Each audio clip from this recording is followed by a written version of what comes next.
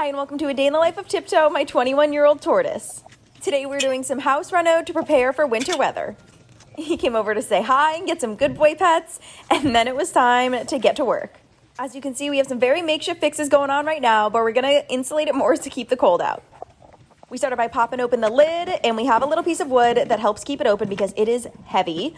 And then we turned off all of his heating lamps.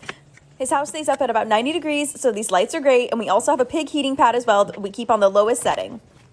We're going to be using a hand dolly to lift his house so we can put it on wheels to pull it out. His house is wicked heavy, but this was the best solution that we could think of, and it worked pretty well to be able to make it mobile. Anytime we do work in Tiptoe's enclosure, he always has to come over and manage to make sure we're not doing anything too drastic. Here you can get a better look at the damage that has been done to the house, and we have a replacement board for extra insulation. My grandpa built this house for Tiptoe years ago, so he's coming to help us fix it, and I had to get some snacks out for Tiptoe so we could keep him distracted. We started by getting all of the old nails out. They have been in there for quite some time. Made sure to pick them up so we wouldn't leave any stragglers. Then we got to drilling all of the old slats back into place. When my grandpa first made this house, he made sure that all the slats were positioned so they could lock into one another.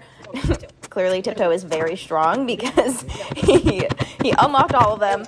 But we were able to get them to lock back up with a little bit of hammering and then drilled them all into place so they would stay in there nice and sturdy.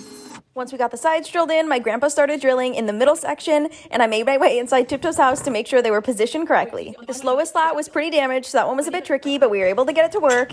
And then I went to go check on Tiptoe, who was playing with his ball, and I figured he needed a little bit of entertainment, so I picked him some hibiscus flowers and threw them into his pool. He wasted no time diving into the pool to get some of his treats. My grandpa drilled in the last few bolts, and then I went into Tiptoe's house to clean out some of the extra dust that was there and just make sure it was nice and clean for him. We brought over the hand dolly again to get it off of the wheel so we could start the inside of the house. We took measurements last week to cut this piece of wood correctly for the extra insulation, and then my sweet grandpa went inside of Tiptoe's house and added in some wood blocks for reinforcement. This extra piece of wood is going to be great to keep the warmth in there during the winter, plus it's going to be super helpful to have a flush piece of wood so Tiptoe cannot dig into it as easily. These renovations are going to be temporary until we can figure out what we want to do for his next house. It's going to be a big project, so this will do the trick for now. Tiptoe found my grandpa's boot and was definitely sizing it up, and then we got to work on the doors. Every once in a while, Tiptoe will try to go into his doors when they're shut, so he has taken a huge chunk out of them.